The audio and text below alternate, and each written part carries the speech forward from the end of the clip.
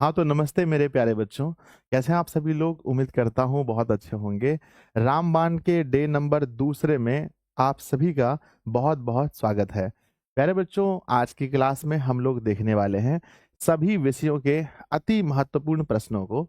और आप सभी लोग रामबाण 1 को जो प्रेम दिया है, जो प्यार दिया है, इसके लिए तहे दिल से बहुत-बहुत धन्यवाद आप सभी का। आज के क्लास में बच्चों ज़्यादा डिस्कशन हम नहीं करेंगे। सीधा बच्चों ज़्यादा हम लोग ऑप्शन पर ध्यान देंगे और क्वेश्चन को सही करने का प्रयास करेंगे, क्योंकि बच्चों 7:30 बजे एक प्यारा सा लॉन्चिंग है और वो लॉन्चिंग भी बहुत इम्पॉर्टेंट है। इसलिए प्यारे बच्चों थोड़ा सा आज की क्लास छोटी होगी, यानी 70 मिनट की क्लास है। 1 घंटे 10 मिनट की ये पूरी क्लास होने वाली है। क्या आप मुझे सुन पा रहे हैं? मैं अच्छे से आप लोगों को दिखाई पड़ रहा हूँ? कोई इशू तो नहीं है? Good evening, good evening, good evening. मेरे साथ जुड़ चुके हैं सतीश कुमार, रवेश हैं, दिशा ऑनलाइन क्लासेस का लाडला, मिंटू, रोहित, विनोद। बहुत सारे मेरे प्यारे-प्यारे बच्चे जुड़ चुके हैं क्लास में। और प्यारे बच्चों, हमने जो क्लास कल लिया था रामबाण 1 का, इसका पैनल पीडीएफ भी व्हाट्सएप पर डाल दिया था। इसका टेस्ट भी एप्लीकेशन पर लगा दिया था, तो आप लोग वहां से भी प्रैक्टिस कर सकते हैं। तो आइए बच्चों, सबसे पहले देखते हैं कि हम लोग पढ़ रहे हैं रामबाण। रामबाण सीरीज का मतलब ये है कि जहां से पढ़कर आप 230 में से 230 ऑब्जेक्टिव क्वेश्चन सही कर सकते हैं। एक भी क्वेश्चन गलत नहीं हो सकता है बच्चों। ऑल सब्जेक्ट की क्लासेस डेली होती हैं। सबसे पहले श्री गणेशाय नमः, गणेश जी का आशीर्वाद जीवन में बहुत जरूरी है। उसके बाद एक प्यारे बच्चों रामबाण, एक प्यारा सा एक तस्वीर भगवान राम जी का जो आप देख सकते हैं। इसके बाद प्यारे बच्चों सारथी। ये सारथी में जिन्होंने भी, जितने बच्चों ने एडमिशन लिया है, बहुत सारे बच्चों ने एडमिशन लिया है, आप सबको नोट्स 15 तारीख को मिलेगा। तो नोट्स कब मिलेगा? 15 तारीख को नोट्स मिलेगा, तो आप लोग वेट कर लीजिए, थोड़ा सा नोट्स मिल जाएगा। आइए बच्चों शुरुआत करते हैं। सबसे पहले आप लोग कैसे हैं? एक बार प्लीज मुझे बताइए मेरे विद्यार्थी जी कि आप लोग कैसे हैं? घर परिवार में सब लोग अच्छा है बच्चों? क्योंकि याद रखिएगा, जीवन में कुछ भी हो, आपका स्वस्थ होना बहुत जरूरी है। बाकी सब कुछ तो आता जाता रहता है, जीवन में आपका स्वस्थ होना बहुत जरूरी है। अच्छे हैं आप लोग? ठीक है, मस्त है, बढ़िया है स्वास्थ्य। हाँ बच्चों, पढ़ाई कीजिए, पूरा जी जान लगा दीजिए, पर अपने सेहत पर भी ध्यान रखिए, क्योंकि याद रखिएगा हेल्थ इज वेल्थ बच्चों, स्वास्थ्य ही धन है। ठीक है, स्वास्थ्य पर ध्यान देना है बच्चों। स्टार्ट करें, चलिए। लगभग लगभग बच्चों 8200 विद्यार्थी जी क्लास में जुड़ चुके हैं। मैं चाहता हूं कम से कम 12-13 हजार बच्चे तो आज भी क्लास में जुड़ना चाहिए मेरे बच्चे। तो आप लोग इस सेशन को अधिक से अधिक शेयर कीजिए अपने दोस्तों में, व्हाट्सएप पर, टेलीग्राम पर, स्टोरी में, स्टेटस में। एक बार सब लोग इस क्लास को शेयर कर दीजिए। सर एक बार पोल करवा दीजिएगा, है ना? आपने शेयर किया यस और नो, है ना? मेरे बच्चे 30 सेकंड का टाइम आपको देते हैं, आप सभी लोग इस सेशन को शेयर कर दीजिए। हाँ चलो बच्चों, पोल हो चुका है। तो चलिए स्टार्ट करें, शुरू करें बच्चों। यस सर, एप्लीकेशन पर टेस्ट कैसे लगाना है? आप जाइए एप्लीकेशन पर, वहां पर ऑप्शन दिया है क्विज वाले में। चलिए सब लोग बच्चों जल्दी जल्दी से सेशन को शेयर कर दीजिए। आइए शुरू करते हैं। सबसे पहला सवाल, आइए बच्चों, पहला सवाल है तो थोड़ा फास्ट में सवाल कीजिए, क्योंकि आज ज्यादा डिस्कशन हम नहीं करेंगे, क्योंकि बच्चों मैंने बताया थोड़ा सा छोटा क्लास है। एक प्यारा सा मोटिवेशन भी देख लीजिएगा। कहते हैं बच्चों, बेहतर से बेहतर की तलाश करो, मिल जाए नदी तो समंदर की तलाश करो, टूट जाते हैं शीशा पत्थर की चोट से, टूट जाए पत्थर ऐसा शीशा तैयार करो। यानी बच्चों आपको हमेशा जीवन में बहुत मेहनत करनी है।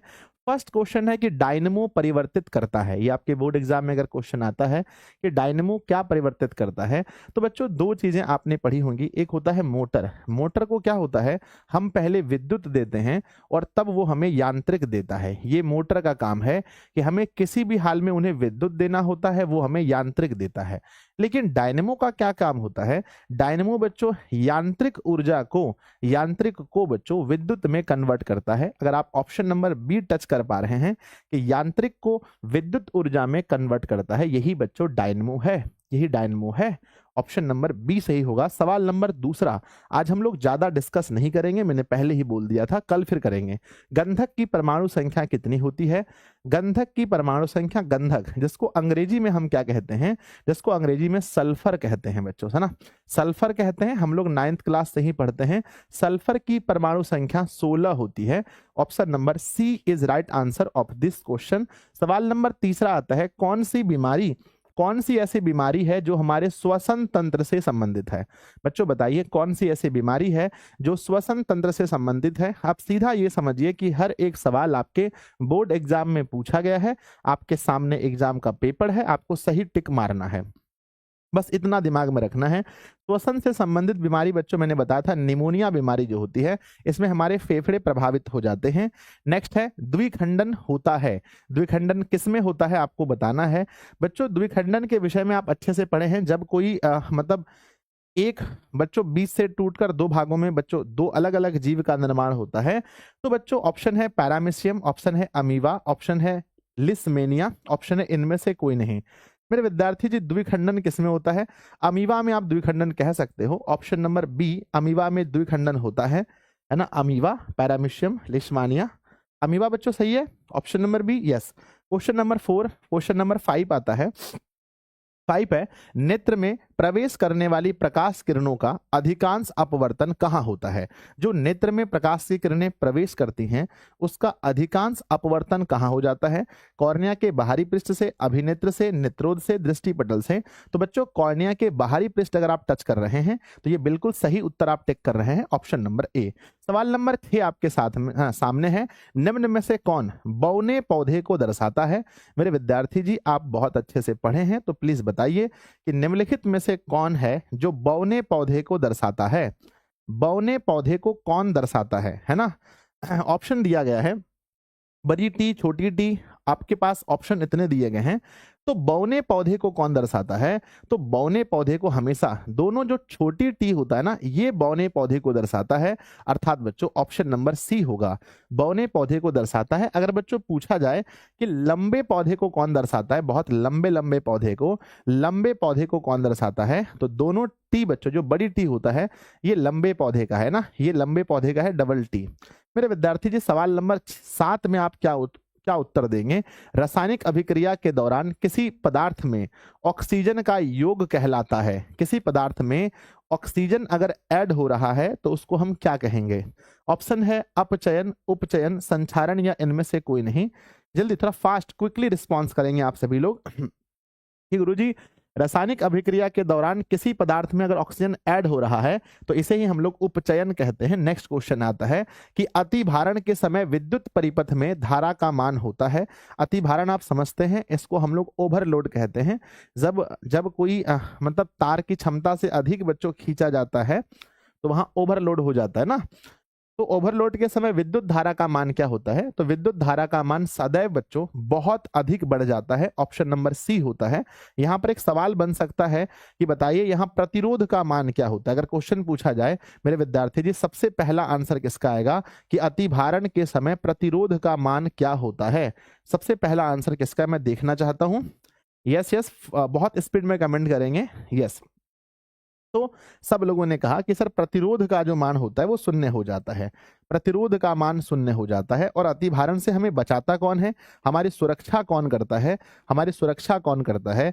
तो अतिभारण से हमारी सुरक्षा कौन करता है आपको ये भी बताना है बच्चा जी। तो याद रखिएगा कि अतिभारण से हमारी रक्षा फ्यूज करता है। बच्चों फ्यूज कैसे तार का बना होता है? पढ़ाने का तो बहुत कुछ है लेकिन टाइम आज नहीं है मेरे पास। तो फ्यूज तार किसका बना होता है? कैसे तार का बना होता है? ऐसे तार का बना होता है जिसका बच्चों जिसका प्रतिरोध कैसा हो? जिसका प्रतिरोध कैसा हो बताओ? फ्यूज तार ऐसे तार का बना होता है जिसका प्रतिरोध बहुत ज्यादा हो लेकिन बच्चों गलनांक कैसा हो? गलनांक ये कहना, गलनांक कैसा हो? गलनांक बहुत कम हो। तो बच्चों फ्यूज ऐसे तार का बना होता है जिसका प्रतिरोध अधिक होता है, गलनांक कम होता है। क्वेश्चन नंबर नेक्स्ट लिखा गया कि विद्युत चुंबक बनाने के लिए किस पदार्थ के क्षार का उपयोग होता है? जब हम विद्युत चुंबक बनाने की बात करते हैं तो विद्युत चुंबक बनाने में किस प्रकार के क्षार का प्रयोग होता है?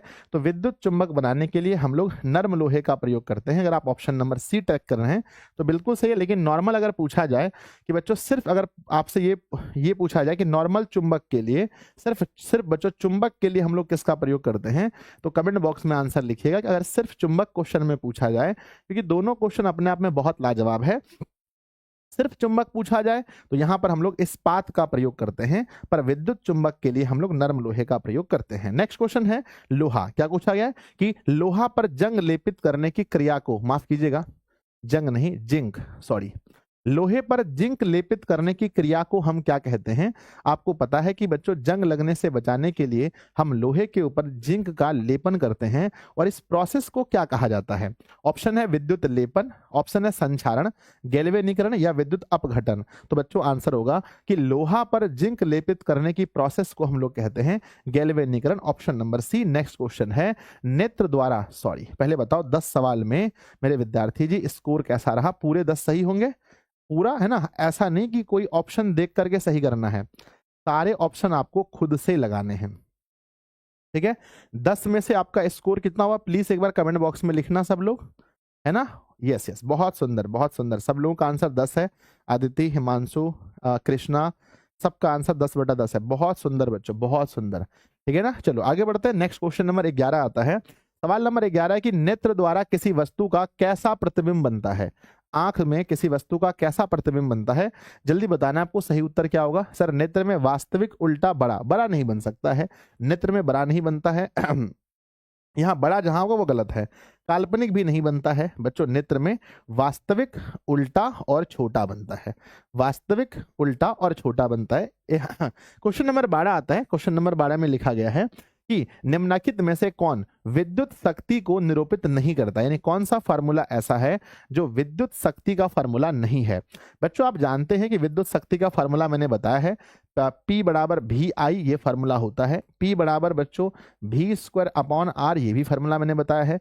P बराबर I²R, ये भी मैंने पढ़ाया है, लेकिन P बराबर IR², ये कोई फार्मूला नहीं है बच्चों। तो ऑप्शन नंबर डी जो है ये शक्ति को निरूपित नहीं कर रहा है। अगला सवाल नंबर आता है बच्चों की CHO अभिक्रिया है ना, अभिक्रिया समूह को क्या कहते हैं? कल भी हम लोगों के एग्जाम, हम लोग के बच्चों टेस्ट में एक क्वेश्चन आया था जहां पर हम लोग का कार्बोनिल के बारे में पूछा गया था, जहां CO पढ़ा था हम लोगों ने, यहाँ है CHO अभिक्रियाशील समूह को क्या कहते हैं? तो CHO अभिक्रियाशील समूह जो है इसे बच्चों एल्डिहाइड कहा जाता है, ऑप्शन नंबर सी, एल्डिहाइड कहा जाता है। नेक्स्ट है बच्चों बेकिंग सोडा का रासायनिक सूत्र बताइए क्या होगा? बेकिंग सोडा का रासायनिक सूत्र क्या होता है ना? आज थोड़ा डिस्कशन से बच रहे हैं, थोड़ा क्लास छोटा है इसलिए बच्चों, ठीक है? आ जाओ। बेकिंग सोडा का रासायनिक सूत्र क्या होता है? बेकिंग सोडा मतलब कि बच्चों खाने वाला सोडा, यानी इसको बोलते हैं NaHCO3। तो ऑप्शन नंबर क्या होगा? ऑप्शन नंबर बच्चों सी हो जाएगा। अच्छा ये बताओ कि ये फार्मूला किसका है? Na2CO3 into 10H2O। अगर ये क्वेश्चन पूछा जाए इसे क्या कहते हैं, या सिर्फ इसमें से जल हटा दिया जाए Na2CO3, ये फार्मूला किसका है? तो मेरे बच्चे पहले इसके बारे में बताइए। Na2CO3 सर इसे कहते हैं ध्वन सोडा, इसे कहते हैं ध्वन सोडा। और ये बच्चों ये हमारा सोडा एस है। क्या है बच्चों? सोडा एस, याद कीजिएगा एग्जाम में पूछा जाता है कि बच्चों सोडा एस का फार्मूला क्या है? तो Na2CO3 होता है। नेक्स्ट क्वेश्चन नंबर आपके सामने आता है 15। निम्नलिखित में से कौन सा मात्रक वाट के बराबर होता है? निम्नलिखित में से कौन सा मात्रक बच्चों वाट के बराबर होता है? जल्दी बताओ वाट बराबर क्या होता है? ऑप्शन आपके सामने 4 दिए गए हैं। वाट बराबर सही फार्मूला क्या है? सर 12th इंग्लिश की क्लास नहीं हो रही है आज बच्चों, थोड़ा सा सर के साथ में कोई इशू हो गया है हल्का सा, है ना, हेल्थ को लेकर के, तो चीजें थोड़ी सी, है ना। किसी रासायनिक अभिक्रिया के दौरान किसी पदार्थ में ऑक्सीजन का योग होना क्या कहलाता है? तो बच्चों बिल्कुल सही है, उपचयन कहलाता है, ये सही है, इसमें कोई मिस्टेक नहीं है। तो आज सर के साथ कुछ इशू हो गया फैमिली मतलब तबियत वगैरह को लेकर के। चलो तो वाट बराबर क्या होता है? तो वाट बराबर होता है, कहीं भी अगर हम देखें बच्चों शक्ति, वाट बराबर होता है जूल प्रति सेकंड, जूल प्रति सेकंड होता है, जो ऑप्शन नंबर ए दे रखा है। क्वेश्चन नंबर 16 आपके सामने आता है कि विद्युत हीटर के तार की कुंडली किसकी बनी होती है? अभी तो ठंडी का टाइम है, बहुत हीटर आप लोग देखे होंगे, है ना, बहुत सारा हीटर आप लोग देखे होंगे, और हीटर की जो कुंडली होती है ना वो किसका बना होता है? मेरे बच्चे हीटर की जो कुंडली होती है ना ये बना होता है किसका? ये बच्चों नाइक्रोम का बना होता है, नाइक्रोम का। अच्छा मैं अगर पूछूं बच्चों कि नाइक्रोम का प्रतिरोध कैसा होता है तो आप क्या बताएंगे? नाइक्रोम का प्रतिरोध कैसा होता है? कहना सर उच्च होता है। मैं पूछूं बच्चों नाइक्रोम का गलनांक कैसा होता है, क्या बताना सर? गलनांक भी उच्च होता है, प्रतिरोध भी उच्च होता है, गलनांक भी उच्च होता है। बच्चों टंगस्टन किसमें लगा होता है, किसमें टंगस्टन होता है? सर ये टंगस्टन बल्ब में हम लोग यूज करते हैं, लाल जो बल्ब होता है उसमें टंगस्टन का यूज होता है।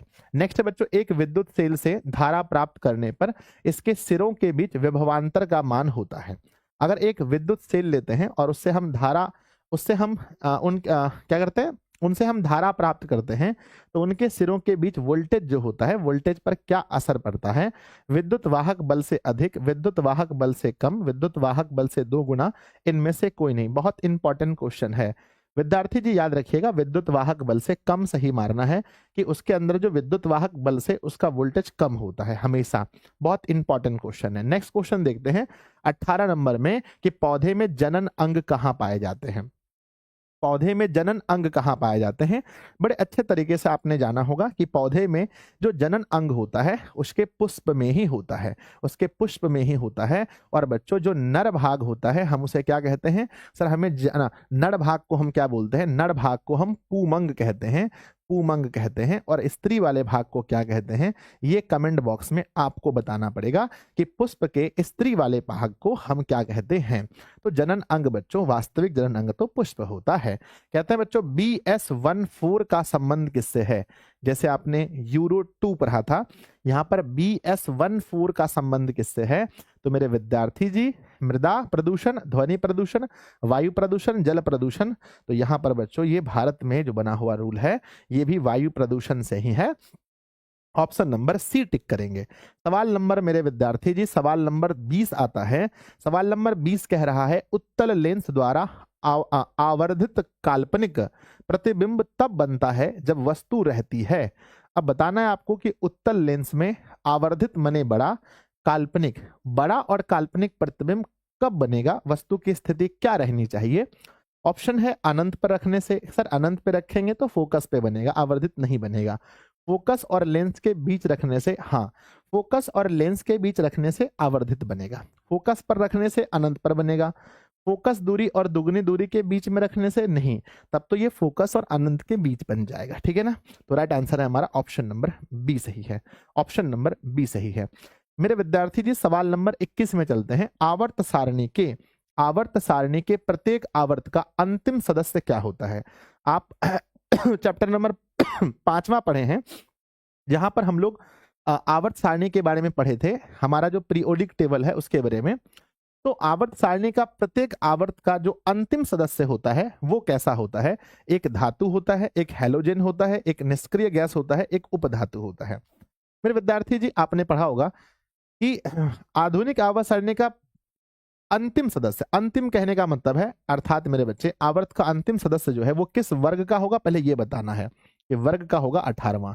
बच्चों 18वां वर्ग का होगा और 18वें वर्ग में एक निष्क्रिय गैस रखा गया है, ऑप्शन नंबर सी। मेरे विद्यार्थी जी जो पहला वर्ग है ना, याद रखना वर्ग 1 में कैसे वर्ग 1 में कैसे तत्व हैं? तो बच्चों वर्ग 1 में है बच्चों क्षारीय धातु, वर्ग 1 में क्या है? क्षारीय धातु। वर्ग 2 में कैसे तत्व हैं मेरे बच्चे? वर्ग 2 में कैसे तत्व हैं? क्षारीय मृदा धातु, क्षारीय मृदा धातु, याद रखिएगा बहुत इंपॉर्टेंट है मेरे विद्यार्थी जी। वर्ग 17 में कैसे तत्व हैं? ये आपको कमेंट बॉक्स में लिखना है कि वर्ग 17 में कैसे तत्व हैं, या वर्ग 17 के जो तत्व हैं उन्हें हम किस नाम से पुकारते हैं। वर्ग 17 के जो तत्व हैं उन्हें हम किस नाम से पुकारते हैं, ये आपकी जिम्मेदारी है। निष्क्रिय गैसों की संख्या कुल 6 है बच्चों, निष्क्रिय गैसों की संख्या कुल 6 है। आज तो समय कम है, जिस दिन समय मिलेगा उस दिन बच्चों पूरे चैप्टर को बहुत अच्छे से पटक पटक के मारेंगे, पूरे चैप्टर को। विद्यार्थी जी अगर आपको सेशन अच्छा लग रहा है तो फटाफट से उत्तर देते चलिएगा। अगला सवाल है मानव हृदय में कोष्ठों की संख्या कितनी होती है? कोष्ठ को हम लोग चेंबर कहते हैं, या कह सकते हैं हृदय कितने पार्ट में बटा हुआ है। तो ऑप्शन दिया गया है आपके सामने, बहुत सारे ऑप्शन है, 5 हैं, 2 हैं, 3 हैं, 4 हैं। तो मानव का हृदय बच्चों मेनली रूप से देखें तो 4 कोष्ठ में बटा होता है। बच्चों आपको यहां बताना है कि मानव का हृदय जो होता है वहां पर है ना मानव का हृदय, एग्जाम में क्वेश्चन आता है कि हमारे शरीर का केंद्रीय पंप किसे कहते हैं, ये आपको बताना है कि हमारे शरीर का केंद्रीय पंप किसे कहते हैं। तो आंसर में हम लोग हृदय लिखते हैं, ये हमारे शरीर का केंद्रीय पंप होता है। सवाल नंबर 23 है, मृतोपजीवी का उदाहरण कौन सा है? मृतोपजीवी मतलब मरे हुए चीजों से अपना भोजन प्राप्त करना। इसमें कौन सा ऐसा जीव है जो मरे हुए चीजों से अपना भोजन प्राप्त करता है? क्या वो अमीबा है, क्या गोबर का छत्ता है, क्या उड़हुल है, या अमरबेल का पौधा है? बच्चों आप जानते हैं किसके विषय में? गोबर के छत्ते के बारे में, कि ये मरे हुए जीव से अपना भोजन प्राप्त करता है। तो ऑप्शन नंबर बी होगा गोबर का छत्ता। लेकिन क्वेश्चन में पूछा जाता है कि अमरबेल में पोषण की कौन सी विधि होती है, अमरबेल के पौधे में? तो कमेंट बॉक्स में आप लिखिएगा कि अमरबेल का जो पौधा होता है उसमें पोषण की कौन सी विधि है। इससे ये पता चलेगा कि आप कितने अच्छे से पढ़ते हैं। देखिए सबसे पहले सूरज कुमार ने आंसर किया है कि सर अमरबेल में होता है परजीवी। क्या होता है? अमरबेल में परजीवी होता है। अमरबेल के अंदर परजीवी होता है। बच्चों अमीबा के अंदर क्या होता है? सर अमीबा के अंदर होता है प्राणी संपोषण। क्या होता है? प्राणी संपोषण होता है अमीबा के अंदर। यह भी याद रखना है कि अमीबा के अंदर प्राणी संपोषण होता है। सवाल नंबर आता है 24। सवाल नंबर 24 कह रहा है कि तारों का टिमटिमाना प्रकाश की किस घटना को दर्शाता है? बड़ा इंपॉर्टेंट सवाल है। तारों का टिमटिमाना प्रकाश की किस घटना को दर्शाता है? अपवर्तन को, वर्ण विक्षेपण को, परावर्तन को, या प्रकीर्णन को? तारों का टिमटिमाना प्रकाश के किस घटना को दर्शाता है? बच्चों हम कह सकते हैं कि तारे हमें टिमटिमाते प्रतीत होते हैं, ये होता है प्रकाश का अपवर्तन, रिफ्रैक्शन ऑफ लाइट की वजह से ऐसा होता है। ऑप्शन नंबर ए सही हो जाएगा। लेकिन यहाँ बच्चों वायुमंडलीय अपवर्तन होता है, ये भी याद रखना है। वर्तमान अपवर्तन भी कैसा होता है? तो कहना है वायुमंडलीय अपवर्तन होता है। इस बात का विशेष रूप से ध्यान रखेंगे। नेक्स्ट क्वेश्चन है विद्यार्थी जी कि भ्रूण का विकास कहाँ होता है? भ्रूण ऑप्शन है अंडाशय में, या योनि में, या गर्भाशय में, या फ्लोपियन ट्यूब में। बच्चों अगर समय होता तो इतने प्रेम से पढ़ते आज कि क्या बताएं हम आपको। बहुत मन कर रहा है कि बहुत डिटेल जाएं, बहुत इसके बारे में आपको बताएं, पर क्या करें, बच्चों, ठीक है ना। भ्रूण का विकास कहाँ होता है? आपको पता है कि बच्चों सबसे पहले बच्चों निषेचन की क्रिया होती है। और ये निषेचन की क्रिया कहाँ होती है? तो निषेचन की क्रिया होती है फ्लोपियन ट्यूब में। कहाँ होती है? फ्लोपियन ट्यूब में निषेचन की क्रिया होती है। और बच्चों उसके बाद भ्रूण बनता है, और भ्रूण का विकास जब भी होगा तो बच्चों गर्भाशय में होता है। यहाँ बच्चों गर्भाशय में होता है, याद रखिएगा, विशेष रूप से गर्भाशय में होता है। चलिए आगे बढ़ते हैं विद्यार्थी जी। ये आपका 25 क्वेश्चन साइंस का था।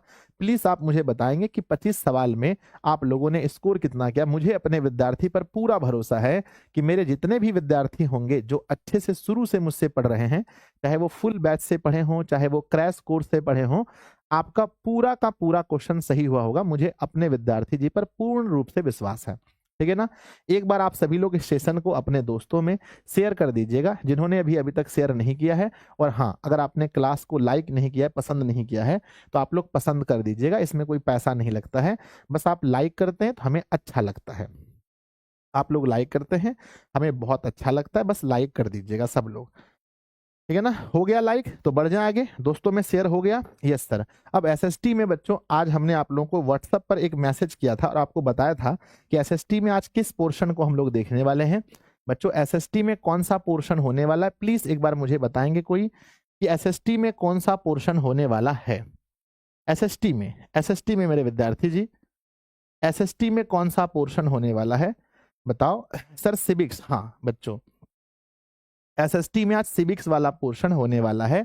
हाँ हाँ हाँ सिविक्स होने वाला है। पॉलिटिकल साइंस, पॉलिटिकल साइंस कितना अच्छा है देखते हैं। कहते हैं बच्चों मोटिवेशन है, विकल्प बहुत मिलेंगे रास्ता भटकाने के लिए, संकल्प एक ही काफी है मंजिल पाने के लिए। तो अपनी कॉपी में नंबर लिखो फटाफट और आंसर लिखते चलो, क्योंकि कमेंट करना सबके लिए आसान नहीं है। नंबर लिखिए, आंसर लिखो। झारखंड राज्य का गठन कब हुआ था? झारखंड राज्य का गठन कब हुआ था? सही आंसर बताइए फटाफट से। बच्चों याद होगा आपको 15 नवंबर 2000 ईस्वी को झारखंड बिहार राज्य से अलग हो गया था। नेक्स्ट है भारतीय राजनीति में स्वर्णों का वर्चस्व कब तक रहा? जो स्वर्ण जाति थे उनका वर्चस्व भारतीय राजनीति में कब तक रहा है? तो विशेष रूप से याद रखिएगा, भारतीय राजनीति में स्वर्णों का वर्चस्व कब तक रहा था? तो 1967 ईस्वी तक रहा था। अगला है अंतर्राष्ट्रीय महिला दिवस किस तिथि को मनाया जाता है? ये बहुत ही महत्वपूर्ण सवाल है। हर एक साल के बाद ये क्वेश्चन पूछा जाता है कि भारतीय अंतर्राष्ट्रीय महिला दिवस 8 मार्च को मनाया जाता है। आपको कमेंट बॉक्स में लिखना है यहीं पर कि मजदूर दिवस कब मनाया जाता है, मजदूर दिवस, और आपको यहीं पर बताना है विश्व पर्यावरण दिवस कब मनाया जाता है। मेरे विद्यार्थी जी, मजदूर दिवस मनाया जाता है बच्चों 1 मई को, और विश्व पर्यावरण दिवस मनाया जाता है 5 जून को। विशेष रूप से ध्यान रखेंगे। सवाल अगला आपके सामने आता है, 16वीं लोकसभा में महिला सदस्यों की संख्या कितनी थी? तो 16वीं लोकसभा में महिला सदस्यों की संख्या, एक बार जल्दी से कमेंट बॉक्स में लिखते चलेंगे सब लोग कि 16वीं लोकसभा में महिला सदस्यों की संख्या। अपनी कॉपी में नोट कीजिएगा, 4 नंबर का आंसर 65 लिखिएगा। अगला है, भारत में पुरुषों की साक्षरता 2015 के अनुसार कितनी थी? बच्चों ये सब सवाल जो डाटा वाले क्वेश्चन होते हैं थोड़ा सा बच्चों विशेष रूप से कठिन होते हैं। सर 61 होगा? मेरे बच्चे 65 होना चाहिए मेरे ख्याल से। 61 होगा क्या? क्या कहते हैं आप लोग? आप लोग 65 61 कह रहे हैं क्या? ज्यादातर लोग 61 कह रहे हैं। 61 कह रहे हैं? चलो ठीक है बच्चों, मैंने जहां पढ़ा था ये डाटा वाला क्वेश्चन है। डाटा वाला क्वेश्चन में कोई कॉन्सेप्ट नहीं चाहिए, यहाँ सिर्फ कंठस्थ याद होना चाहिए। तो मुझे याद था 65, तो मैंने 65 लगा दिया। भारत में पुरुषों की साक्षरता दर कितनी है? तो बच्चों साक्षरता दर है 80.94%। नेक्स्ट है बच्चों, इंग्लैंड में महिलाओं को वयस्क मताधिकार, बहुत इंपॉर्टेंट क्वेश्चन है ये। क्वेश्चन आप बहुत सारे बुक में पढ़े होंगे कि इंग्लैंड में महिलाओं को वोट देने का जो अधिकार है वो कब मिला था। नोट कीजिए अपनी कॉपी में, 1918 में। भारत में 16वीं लोकसभा में महिला प्रतिनिधि का प्रतिशत क्या था? 16वीं लोकसभा बच्चों कब हुआ था? अगर आपसे मैं पूछूं, कोई मुझे बता सकता है ये कब हुआ था? भारत में 16वीं लोकसभा कब हुआ था? क्या आप मुझे डेट बता सकते हैं, किसी विद्यार्थी को याद हो तो? इसमें महिलाओं का परसेंटेज 11.93 लगभग रहा होगा, मुझे लग रहा है 11.93 रहा होगा। 2014, ठीक है बिल्कुल सही है। 16वीं लोकसभा जो है 2014 था, ठीक कह रहे हैं आप लोग। 17वीं लोकसभा में महिलाओं की संख्या कितनी हो गई? 17वीं लोकसभा में बच्चों, यानी 2019 का डाटा आपसे पूछा जा रहा है। 2019 में जो है कितनी है ना बच्चों लोकसभा में, यानी कि कितनी महिलाएं सांसद बनी थी, कितनी महिलाएं देश में सांसद बनी थी, कितनी महिलाएं सांसद बनी थी देश में? तो 78 बच्चों, 78। चलिए ठीक है, चैप्टर नंबर 2 लिखिएगा, चैप्टर नंबर 2 लिखिए अपनी कॉपी में और आंसर लगाना चालू कीजिए। क्वेश्चन पूछा गया है, भारत में संविधान सभा का गठन कब हुआ था? भारत में संविधान सभा का गठन, एकदम इंपॉर्टेंट सवाल है। संविधान सभा का गठन हुआ था वर्ष 1946 में। अगर आप में से किसी विद्यार्थी जी को याद है तो मुझे लागू बता सकते हैं कि भारत में संविधान सभा लागू कब हुआ था? माफ कीजिएगा, संविधान लागू कब हुआ था? हाँ, तो बच्चों 26 जनवरी वर्ष 1950 ईस्वी को लागू हुआ था मेरे बच्चे। अगला सवाल पूछा गया है, भारत में राज्य पुनर्गठन आयोग की स्थापना कब हुई थी? राज्यों का पुनर्गठन आयोग की स्थापना कब हुई थी? ये भी बहुत इंपॉर्टेंट क्वेश्चन है, तो विद्यार्थी जी याद रखिएगा, वर्ष 1956 में भारत में राज्य पुनर्गठन आयोग की स्थापना हुई थी।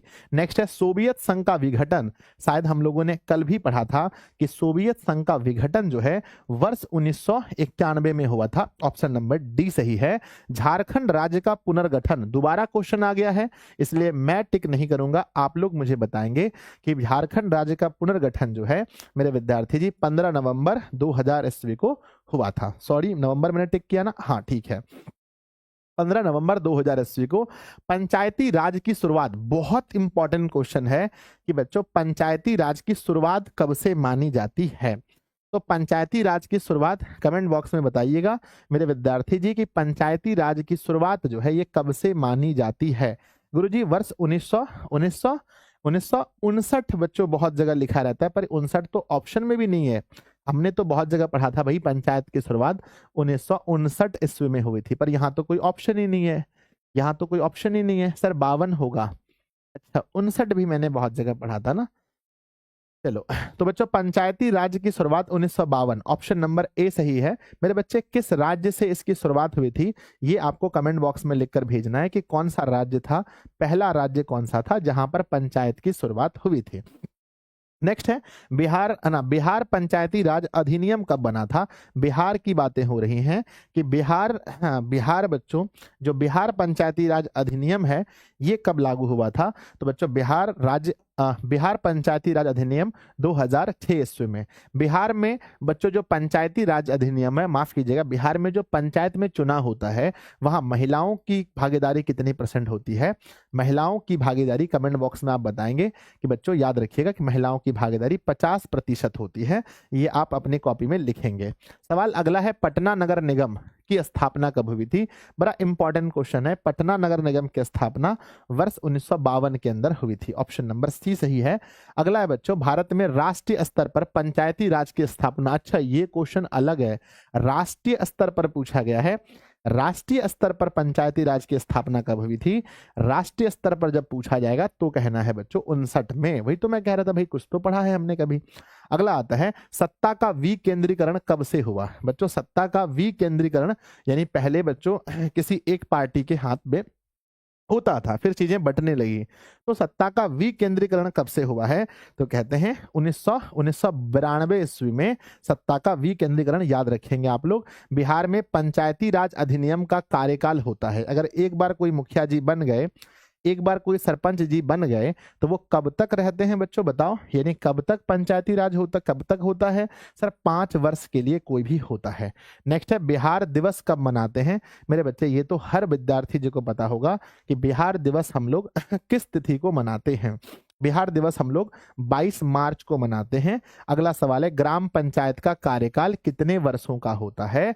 तो इसका भी सही उत्तर आपको क्या टिक करना है, क्या अपने कॉपी में लिख के रखना है कि ग्राम पंचायत जो होता है उनका कार्यकाल कितने वर्षों का होता है?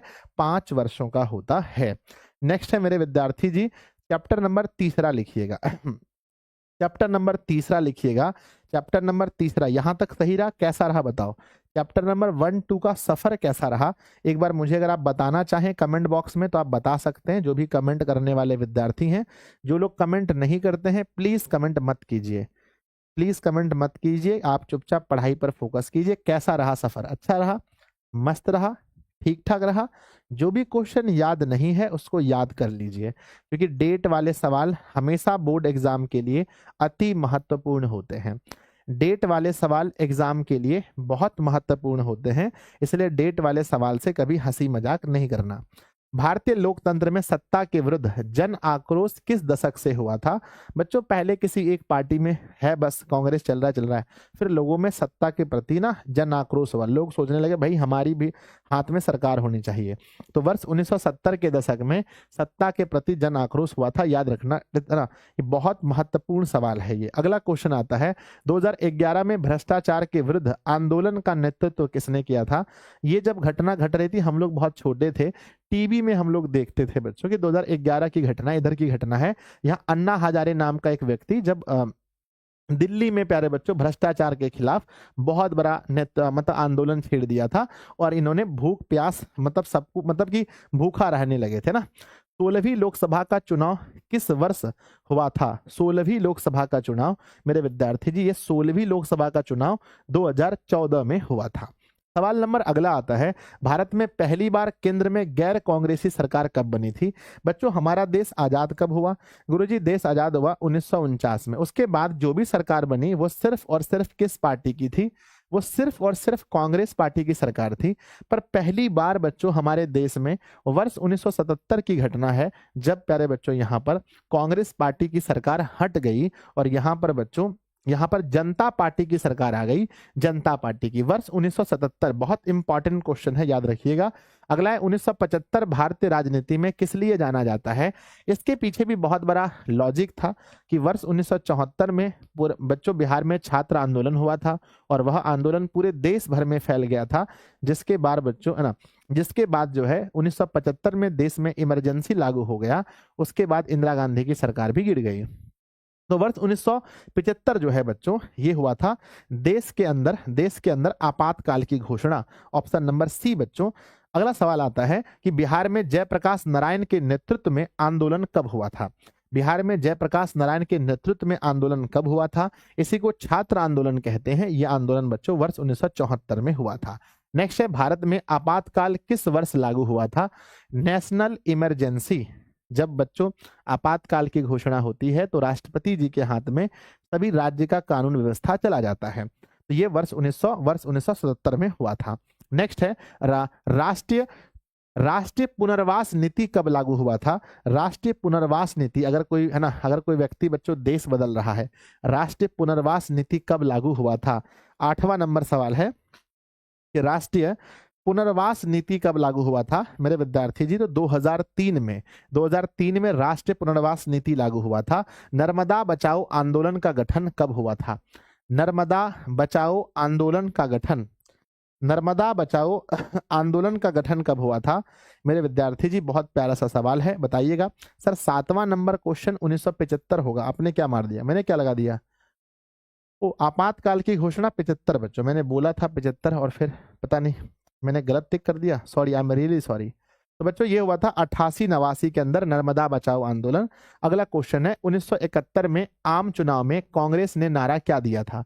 वर्ष 1971 के आम चुनाव में कांग्रेस ने कहा कि गरीबी हटाओ का नारा दिया और उल्टा बच्चों गरीबी आ गया। किसके नेतृत्व में वर्ष 1977 में जनता पार्टी की सरकार बनी थी? कौन वह व्यक्ति थे जो प्रधानमंत्री उस समय बने थे? वर्ष 1977 में गैर कांग्रेसी सरकार जनता पार्टी की मोरारजी देसाई के नेतृत्व में, याद रखिएगा बहुत इंपॉर्टेंट है, उस व्यक्ति का नाम था मोरारजी देसाई। नाम क्या था? मोरारजी देसाई। और कहा जाता है अच्छे, उतना अच्छा सरकार चला भी नहीं था, है ना मेरे विद्यार्थी जी। अगला क्वेश्चन है भारत में गणतांत्रिक संविधान को अंगीकृत कब किया गया? यानी संविधान को लागू कब किया गया भारत में? 26 जनवरी 1950 को लागू किया गया। बच्चों कहते हैं किस वर्ष राजा ज्ञानेंद्र के खिलाफ जन आंदोलन की शुरुआत नेपाल में हुई थी? बच्चों नेपाल में, हमारा देश लोकतांत्रिक देश है, यहाँ पर बच्चों कोई राजा नहीं है, पर हमारे पड़ोसी देश, हमारा जो पड़ोसी देश है नेपाल, जहां पर बच्चों राजा हुआ करते थे ज्ञानेंद्र, ज्ञानेंद्र के खिलाफ में आंदोलन हुआ था। किस वर्ष पूछा गया है, किस वर्ष बच्चों आंदोलन की शुरुआत हुई थी? तो वर्ष 2006 में, 2006 में। बच्चों अभी वर्तमान में नेपाल में क्या हाल है? क्या नेपाल में अभी भी राजा है या वहां भी लोकतंत्र की स्थापना हो गई? आप बता सकते हैं अभी वहां राजा है या लोकतंत्र है, कमेंट बॉक्स में बताइएगा। श्रीलंका बच्चों कब आजाद हुआ? बड़ा बहुत अच्छा प्यारा सा क्वेश्चन है कि श्रीलंका देश बच्चों आजाद कब हुआ था? हम लोग हुए थे वर्ष 1947 में, और श्रीलंका मात्र 1 साल बाद बच्चों 1948 में श्रीलंका आजाद हुआ था। क्वेश्चन में, एग्जाम में क्वेश्चन आता है कि बांग्लादेश कब आजाद हुआ था? यह भी सवाल बड़ा इंपॉर्टेंट है ना। बांग्लादेश के बारे में भी क्वेश्चन बहुत बार पूछा जाता है। देखो आ ही गया कि बांग्लादेश बच्चों स्वतंत्र कब हुआ था? तो बांग्लादेश आपको पता है कि ये बच्चों पाकिस्तान से अलग हुआ है बांग्लादेश, तो स्वतंत्र ये वर्ष 1971, याद रखिएगा, अपनी कॉपी में लिख लीजिए। नेपाल में लोकतंत्र की पुनः स्थापना कब हुई? तो राजा साहब को हटाया गया राजा साहब को हटाया गया, क्वेश्चन नंबर 16, राजा साहब को हटाया गया और वहां पर लोकतंत्र की स्थापना हो गई। अगला क्वेश्चन मेरे विद्यार्थी जी देखते हैं कि ब्रिटेन में गौरवपूर्ण क्रांति कब हुई थी? ये भी क्वेश्चन कई बार पूछा गया है कि ब्रिटेन में गौरवपूर्ण क्रांति 1688 ईस्वी में हुई थी। नेक्स्ट क्वेश्चन हमारे पास आता है 1 जनवरी 2015 ईस्वी को कौन सी नई संस्था स्थापित की गई थी? बच्चों ये इकोनॉमिक्स का क्वेश्चन है, मुझे लगता है इकोनॉमिक्स में हम लोग एक मतलब पढ़ते हैं। वहां पर एक संस्था है बच्चों जिसका नाम था पहले एक कोई आयोग था ना, हाँ, उसका नाम बदलकर बच्चों नीति आयोग कर दिया गया था। हाँ, योजना आयोग। बच्चों योजना आयोग का गठन कब हुआ था? इकोनॉमिक्स में हम लोग पढ़ते हैं। इसका गठन 15 मार्च 1950 ईस्वी को हुआ था। 50 को ना, योजना आयोग का गठन हुआ था। अब इसका नाम बदलकर नीति आयोग कर दिया गया है और बच्चों इसका गठन 1 जनवरी 2015। भारतीय जनता पार्टी की स्थापना कब हुई है? भारतीय जनता पार्टी कहने का मतलब है बीजेपी। बीजेपी की स्थापना कब हुई थी? कल हम लोग कांग्रेस की स्थापना पढ़े थे और आज देखिए क्वेश्चन में बीजेपी की स्थापना आ गई। ये भाई साहब कौन है भाई, कौन बार बार आ जाते हैं? सर देश आजाद 1947 में हुआ था। नहीं वो तो सही बात है, पर आप पैसा क्यों भेज रहे हो ये गलत बात है, ये बहुत गलत बात है। नेक्स्ट क्वेश्चन आपके सामने आता है, केंद्र में जनता पार्टी की सरकार कब स्थापित हुई थी? केंद्र में जनता पार्टी की सरकार वर्ष 1977 में आई थी। बच्चों जनता पार्टी की सरकार वर्ष 2014 की लोकसभा के चुनाव में किस दल को स्पष्ट बहुमत मिला था? ये तो आप लोग भी जानते होंगे कि वर्ष 2014 में कौन से दल को स्पष्ट रूप से बहुमत मिल चुका था। तो वर्ष 2014 की अगर हम बात करें तो मेरे विद्यार्थी जी पता होगा कि 2014 के बाद बीजेपी की सरकार आई है, तो भारतीय जनता पार्टी बीजेपी की सरकार आई है और तब से लेकर अभी तक नरेंद्र दामोदर दास मोदी देश के प्रधानमंत्री हैं। भारतीय राष्ट्रीय कांग्रेस की स्थापना कब हुई थी? कल भी हम लोगों ने पढ़ा था कि कांग्रेस की स्थापना वर्ष 1885 ईस्वी में हुई थी। नेक्स्ट क्वेश्चन आपके सामने है, जनता दल यूनाइटेड, जिसको जदयू कहते हैं, जनता दल यूनाइटेड पार्टी की स्थापना कब हुई थी? तो बच्चों ये 1999 में हुआ था। ऑप्शन नंबर सी सही है। 17वीं लोकसभा का चुनाव किस वर्ष हुआ? अभी थोड़ी देर पहले हम लोगों ने 16वीं लोकसभा का चुनाव पढ़ा था। 16वीं में हम लोगों ने पढ़ा था 2014। तो जब 16वीं 2014 था, 17वीं में 5 साल जोड़ लीजिए तो 2019 हो जाएगा। नेक्स्ट क्वेश्चन है बच्चों, 15वीं लोकसभा में महिलाओं की कितनी भागीदारी थी? तो 15वीं लोकसभा में 10% से कुछ ही ज्यादा था, यानी 15वीं में बच्चों कह सकते हैं 10.86। नेक्स्ट क्वेश्चन आपके सामने आता, समाप्त हो गया। तो प्यारे बच्चों, डेट वाले सवाल यहां तक थे और मुझे लगता है कि आप लोगों को ये सेशन बहुत बहुत, है ना,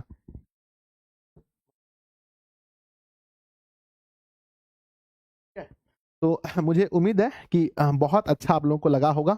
बताइए बच्चों कैसा लगा? आज आप लोगों ने सिविक्स के सारे डेट वाले क्वेश्चन किए, कैसा लगा? सिविक्स का डेट वाला क्वेश्चन आपको कैसा लगा? ऐसे मैं एक पीडीएफ आप लोग को प्रोवाइड करा दूंगा, शायद आपको मिल भी गया होगा, अगर नहीं मिला होगा तो मैं एक पीडीएफ प्रोवाइड करा दूंगा जहां पर हर विषय के डेट वाले सवाल वहां रखे हुए हैं। ठीक है ना, हर विषय के डेट वाले सवाल वहां रखे गए हैं। मैं आपको एक पीडीएफ प्रोवाइड करा दूंगा मेरे विद्यार्थी जी। आप लोग को मिला है क्या, बताना। मिला है तो एक क्लिक करना, नहीं मिला है तो 2। मेरे बच्चे अगर पहले मिला हुआ है तो 1 दबाइएगा, नहीं मिला है नो तो बच्चों 2 क्लिक करें। क्या आप लोगों को कोई ऐसा पीडीएफ मिला है जिसके अंदर सारे डेट्स हैं पहले से ही, है ना? नहीं मिला है गुरुदेव, मिला है क्या ऐसा कोई पीडीएफ, है ना? ऐसा कोई पीडीएफ मिला है क्या? चलो बहुत बढ़िया। बहुत सारे विद्यार्थी जी कह रहे हैं यस, बहुत सारे विद्यार्थी जी नो कह रहे हैं कि नहीं मिला है गुरुदेव। अच्छा ठीक है, नहीं मिला तो मैं प्रोवाइड करा दूंगा। ठीक है, अब मैथमेटिक्स शुरू करें, मैथमेटिक्स स्टार्ट करें, बोलो हाँ या ना। यस, बहुत बढ़िया, बहुत सुंदर। सर टेस्ट कहाँ पे देना है, कोई बता सकते हैं भाई टेस्ट कहाँ पर होती है?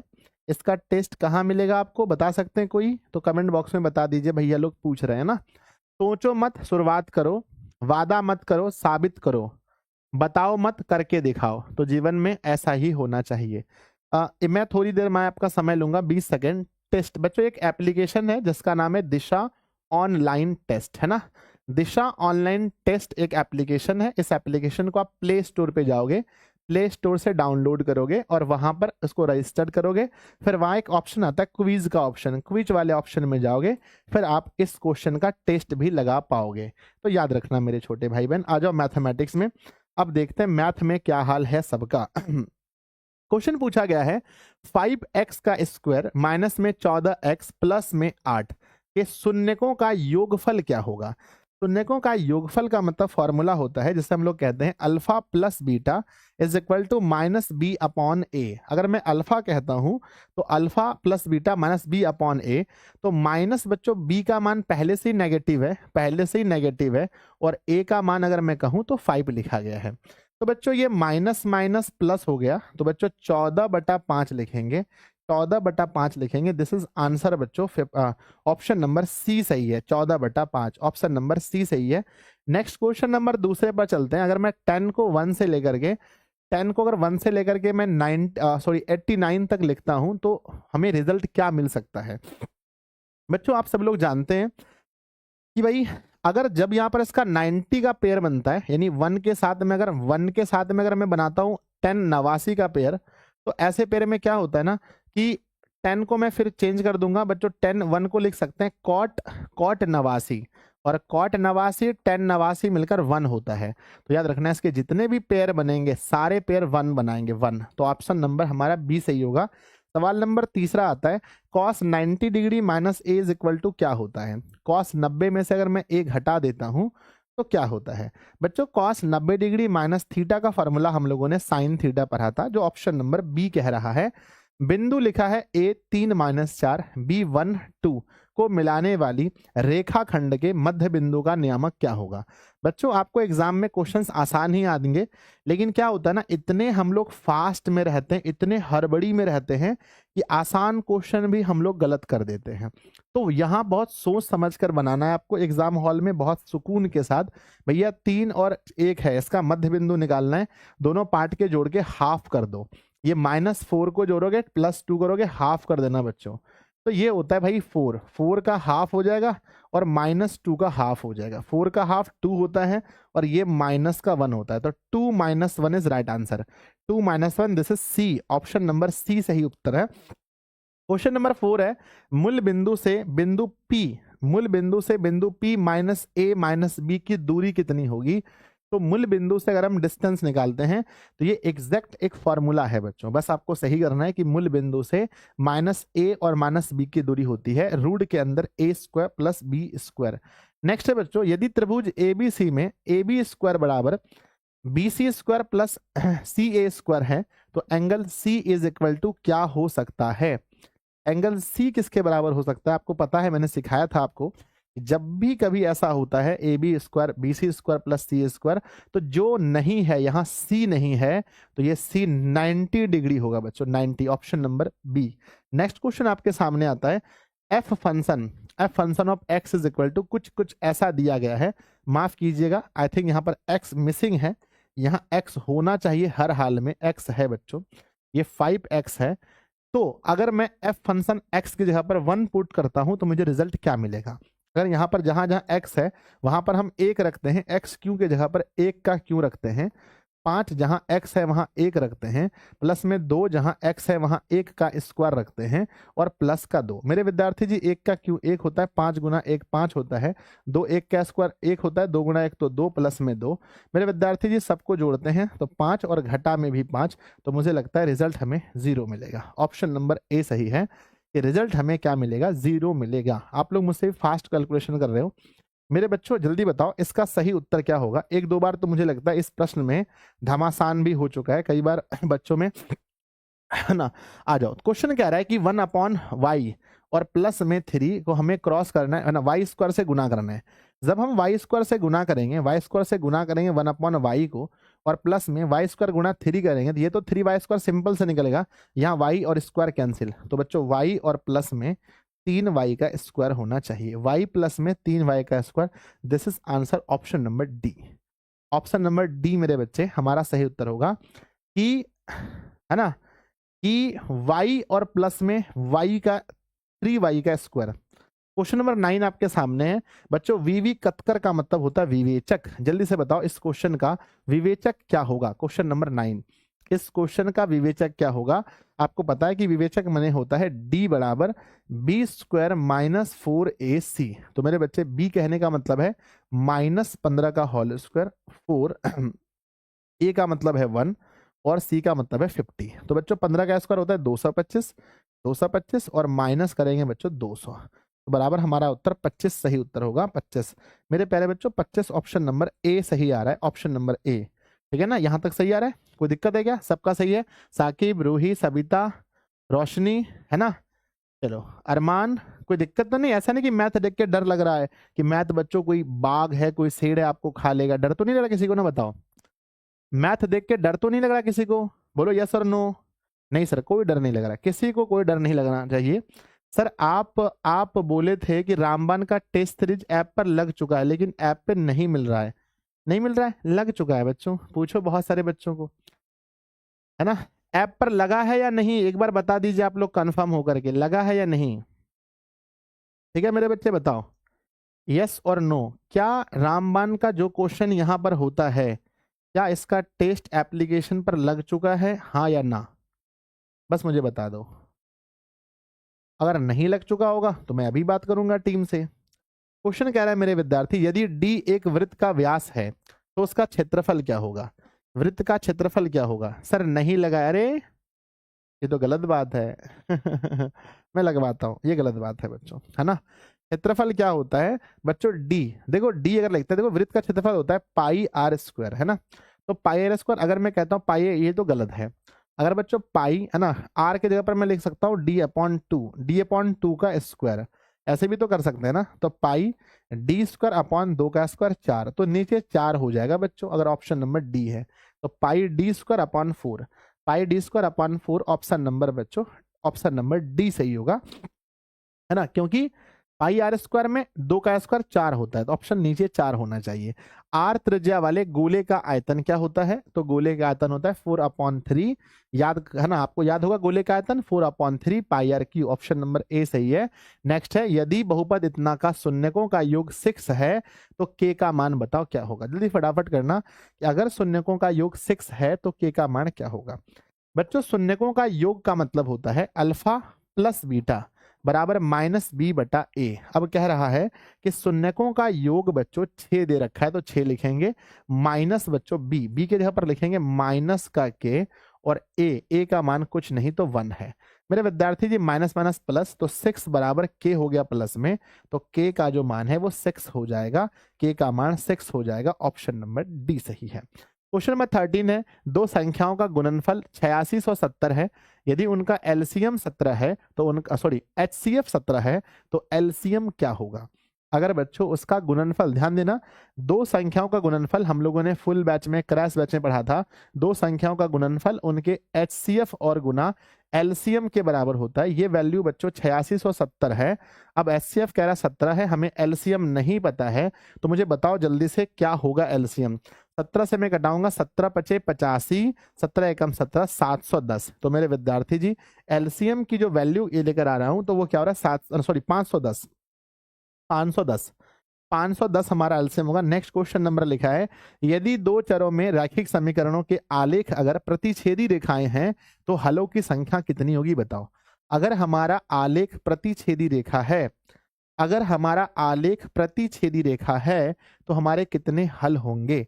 प्रतिच्छेदी का मतलब ही है बच्चों एक हल होंगे, ऑप्शन नंबर ए सही है। यदि किसी वृत्त के व्यास के दोनों सिरों से, हाँ, किसी वृत्त के व्यास के दोनों सिरों से खींची गई स्पर्श रेखाएं हमेशा होती हैं। मैंने आपको चैप्टर नंबर 10 में पढ़ाया था कि अगर एक बच्चों वृत्त लेते हैं, अब यहां से हम लोग व्यास खींचते हैं, अब इसके दोनों सिरों पर हम लोग खींचते हैं इस तरह से बच्चों, हम इस पर स्पर्श रेखा खींचते हैं, तो ये स्पर्श रेखाएं जो क्या होंगी, ये दोनों स्पर्श रेखाएं हमेशा पैरेलल होंगी, पैरेलल बोले तो समांतर होंगी, ऑप्शन नंबर ए सही है। अगला क्वेश्चन है, 6 सेंटीमीटर त्रिज्या वाले वृत्त के केंद्र से 10 सेंटीमीटर दूर एक बिंदु से वृत्त पर खींची गई स्पर्श रेखा की लंबाई कितनी होगी?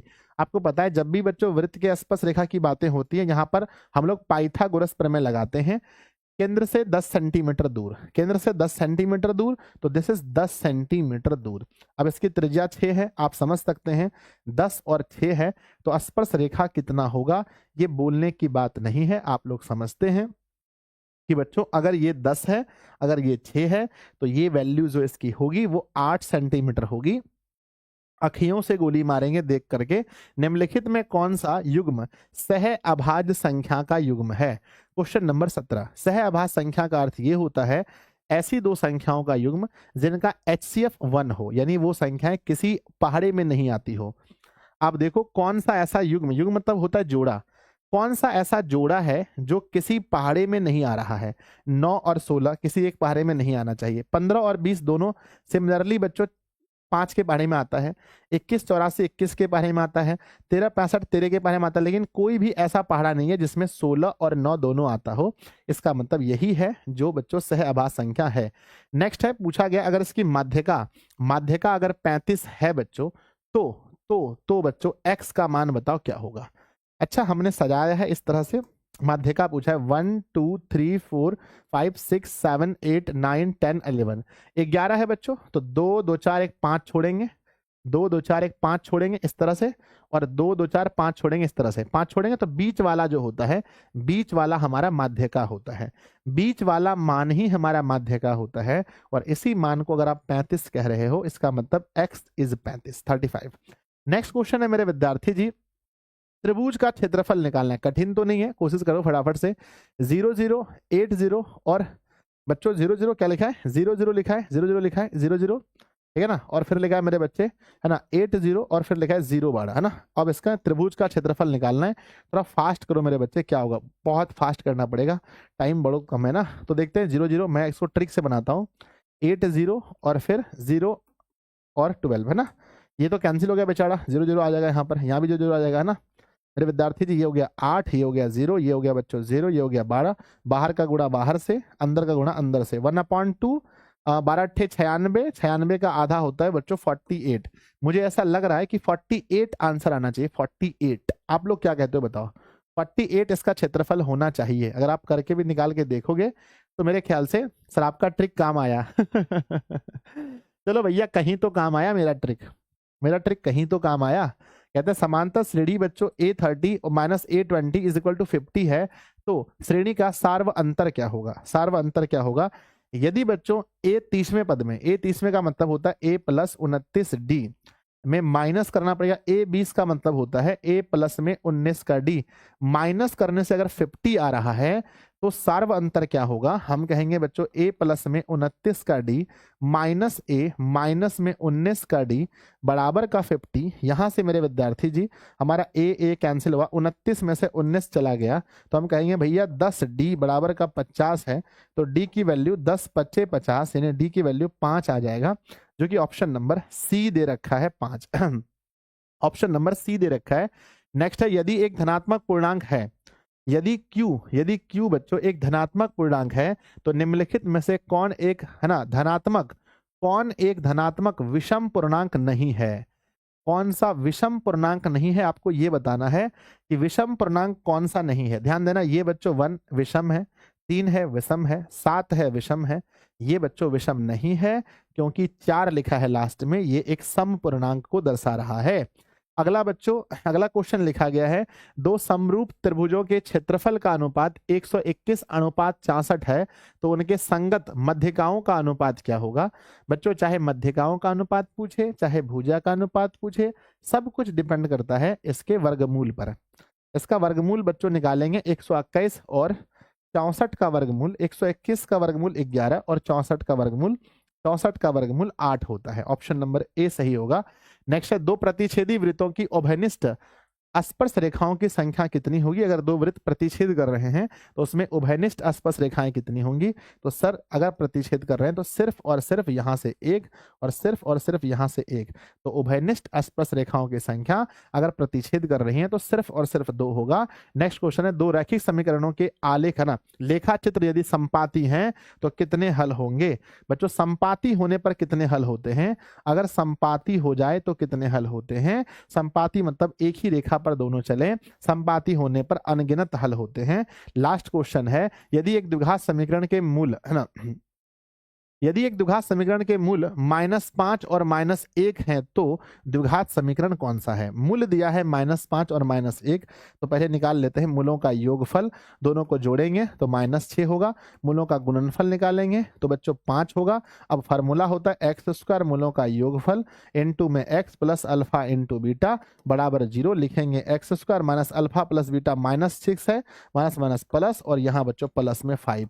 तो मेरे विद्यार्थी जी हमारा आंसर होगा x² प्लस का 6x और प्लस का 5, प्लस का 6x और प्लस का 5 कहीं पर है क्या। लो भैया, -5 गुणा -5 तो प्लस में, -5 गुणा -1 प्लस में 5 हो गया। योग करेंगे पहले, x² माइनस में, ये था बच्चों माइनस का 6, जोड़ने पर माइनस माइनस प्लस, और वो तो एग्जैक्ट प्लस है बच्चों, गलत है, सारे ऑप्शन गलत है, सारे ऑप्शन गलत है, सारे ऑप्शन गलत है। आंसर बच्चों प्लस प्लस में होना चाहिए। अब जहां पर भी लिख लो प्लस प्लस में, वो आंसर होगा जो प्लस प्लस के अंदर होगा, ठीक है ना। चलिए मेरे विद्यार्थी जी 23 नंबर क्वेश्चन एक बच्चा कह रहा है देखने के लिए, गुरुजी देख लीजिए, दो प्रतिच्छेदी वृत्तों की उभयनिष्ठ स्पर्श रेखाओं की संख्या कितनी होंगी।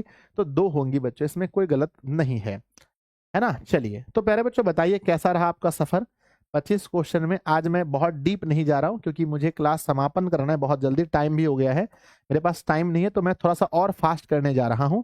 25 सवाल में बताइए स्कोर कितना रहा, और आप लोग सेशन को जरूर पसंद कर लीजिएगा। अगर आपको अच्छा लगा होगा तो चैनल पर पहली बार आए आप लोग तो सब्सक्राइब भी कर लेना बच्चों, क्योंकि अपना फैमिली बहुत जल्दी 16 लाख का 1.6 मिलियन का होने जा रहा है। चलो, अच्छा लगा, बढ़िया लगा सर, कोई मिस्टेक हुआ था? हाँ, चलिए आगे बढ़े। अखियों से गोली मारे गुरुदेव, हाँ बच्चों, अब पढ़ते पढ़ते हो जाता है। जब आप मेहनत करोगे ना पढ़ते पढ़ते, फिर अखियों से गोली मारता है। अब हिंदी विषय को 2-3 मिनट के अंदर पढ़ना है, बहुत फास्ट में मेरे विद्यार्थी जी। हिंदी विषय को लिखते हैं कि बच्चों, जिस मेहनत से तू आज भाग रहा है वही कल तुम्हें सफलता दिलाएगी। झोंक दे खुद को इस आग में, यही आग तुझे हीरा बनाएगी। तो मेहनत से कभी पीछे नहीं हटना है। हिंदी विषय है, थोड़ा फास्ट करते हैं कि बच्चों, प्रेम घण जी किस युग के महत्वपूर्ण कवि थे? अगर प्रेम घण जी के बारे में कहा जाए तो प्रेम घण जी भारतेंदु युग के थे। ऑप्शन सी होगा। कवि दिनकर किसके लिए सिंहासन खाली करने की बात करते हैं? तो कवि दिनकर कहते हैं, भाई सिंहासन खाली करो कि जनता आती है। जनता के लिए। अगला क्वेश्चन है, नानकाना साहब अब कहाँ है? ननकाना साहब जहां गुरु नानक जी का जन्म हुआ था, अब वो पाकिस्तान में पड़ता है। नेक्स्ट, सुमित्रानंदन पंत का जन्म कब हुआ था? मेरे विद्यार्थी जी, बहुत महत्वपूर्ण सवाल है। 1900 ईस्वी में इनका जन्म हुआ था। कवि दिनकर के अनुसार कौन सोने का ताज पहनकर इठला रही है? कहते हैं देश की माटी बच्चों सोने का ताज पहनकर इठलाती है। दिनकर के काव्य का मूल स्वर क्या होता है? दिनकर की कविता पढ़ने से आपके अंदर जोश आता है, ओज और राष्ट्रीय चेतना। ओज और राष्ट्रीय चेतना इनका मूल स्वर है। अगला सवाल देखते हैं। जब दिल्ली में हिंदुस्तान मुस्लिम के दंगे होने लगे तो डर के मारे बिरजू महाराज और उनकी अम्मा कहाँ चली गई थी? बताइए बच्चों, कहाँ चले गए थे जब दिल्ली में ऐसा हुआ था? तो भाग करके वो लोग कहाँ चले गए थे? मेरे विद्यार्थी जी, इलाहाबाद, कोलकाता, लखनऊ। मुझे लगता है लखनऊ होना चाहिए। ऑप्शन नंबर सी आंसर बताना बच्चों। नेक्स्ट क्वेश्चन है, आविन्यो क्या है? आविन्यो एक ईसाई मठ है बच्चों। ऑप्शन नंबर ए सही है। अगला है, बिस्मिल्लाह खां और शहनाई के साथ मुस्लिम धर्म का कौन सा पर्व जुड़ा है? तो कहते हैं बिस्मिल्लाह खां और शहनाई के साथ साथ मुस्लिम धर्म का एक फिर से ये लड़का आ गया। भाई कहाँ से आते हो? त्रिभुज कब पढ़ाओगे? इतना पैसा कहाँ से लाते हो तुम? अजीब हाल है, लेकिन गलत बात है ये। मैं इसका विरोध करता हूँ। आपको लगता होगा मयंक कि आपको अच्छा लग रहा है, पर मुझे बिल्कुल अच्छा नहीं लगता। आप ये जो पैसा वैसा भेजते हो, मुझे थोड़ा सा भी, एक रत्ती भी अच्छा नहीं लगता है। तो अगर आपको लगता है कि गुरुजी आपकी बातों से प्रसन्न होते हैं, गुरुजी को अच्छा लगता है, ऐसा बिल्कुल नहीं है, मुझे अच्छा नहीं लगता है। ठीक है ना? तो बच्चों, वो मुहर्रम जुड़ा हुआ है, आप डिस्टर्ब करते हो।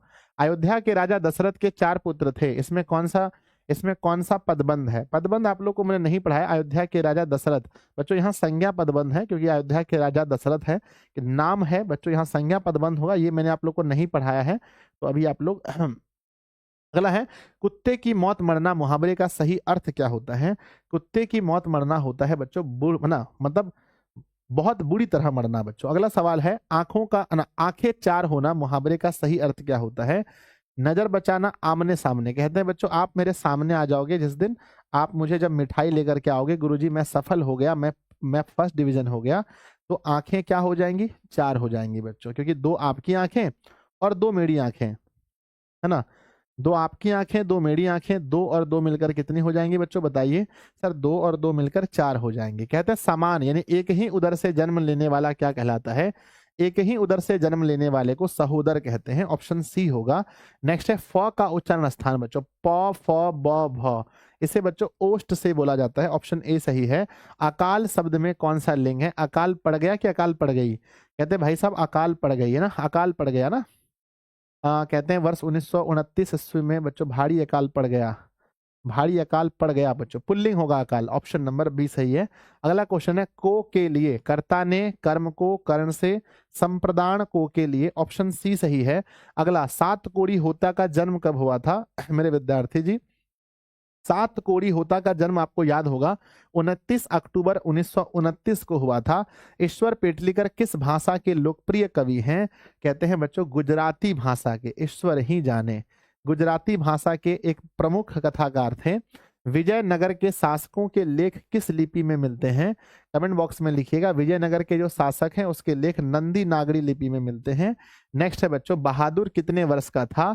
10, 11, 12, 13, है ना? तो 12, 13 वर्ष का बहादुर था बच्चों। ठीक है। अगला सवाल आता है कि यह कविता मैंने लिखी है, निम्नलिखित में कौन सा सर्वनाम है?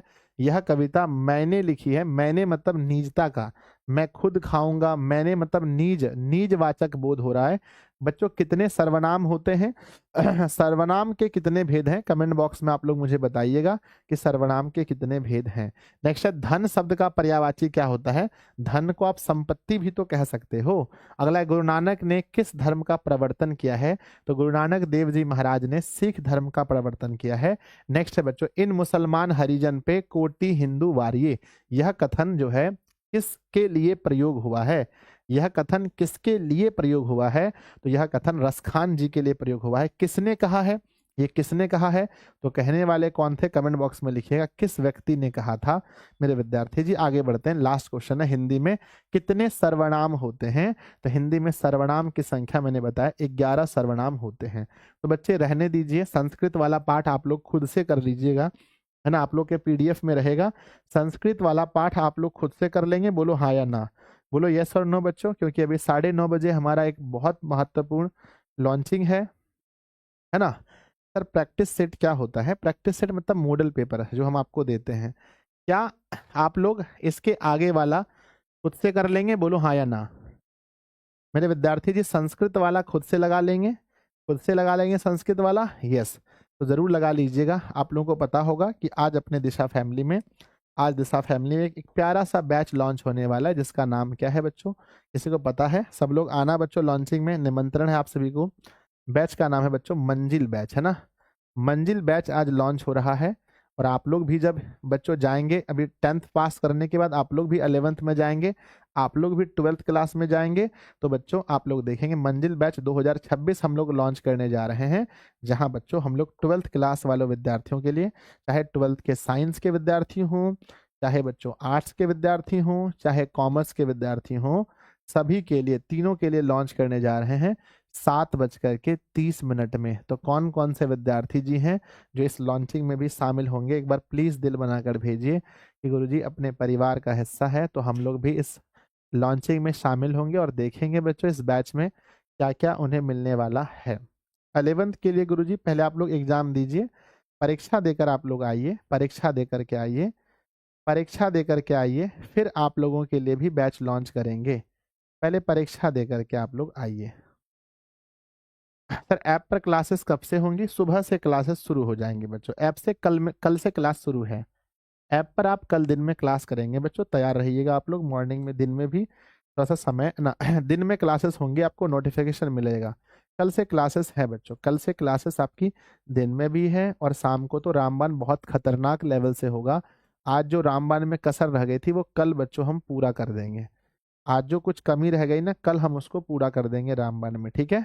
तो सब लोग अभी आइएगा 7:30 बजे बच्चों, बहुत मजा आएगा, ठीक है। चलिए चलिए बच्चों, बाय। सर पीडीएफ कहाँ मिलेगा? आप लोग व्हाट्सअप ज्वाइन कर लीजिए। नीचे देखो एक व्हाट्सअप का लिंक दिया गया, जहां आप कमेंट बॉक्स का ना, जहां आप कमेंट कर रहे हैं ना, वहां ऊपर में देखो व्हाट्सअप का लिंक है बच्चों। उस व्हाट्सअप के लिंक पर क्लिक करके जाइए चैनल पर और जाकर के फॉलो कर लीजिए। और हाँ, इसका टेस्ट बच्चों ना दिशा ऑनलाइन टेस्ट ऐप पर लगा लीजिएगा, टेस्ट ऐप पर टेस्ट लगा लीजिएगा। इसके लिए हम आज टेस्ट लगवा देते हैं, ठीक है। बाय सभी को, लव यू बच्चों, बाय। मिलते हैं थोड़ी देर के बाद, आप लोग जरूर आइएगा, हमारा आमंत्रण स्वीकार कीजिए 7:30 बजे, ठीक है। अपने भैया सबको भी बता दीजिएगा जो लोग पढ़ते हैं 12th में। Love you, bye. सब लोग जाकर के व्हाट्सएप फॉलो कर लेना, जो लोग व्हाट्सएप पर फॉलो नहीं किए हो तो, ठीक है।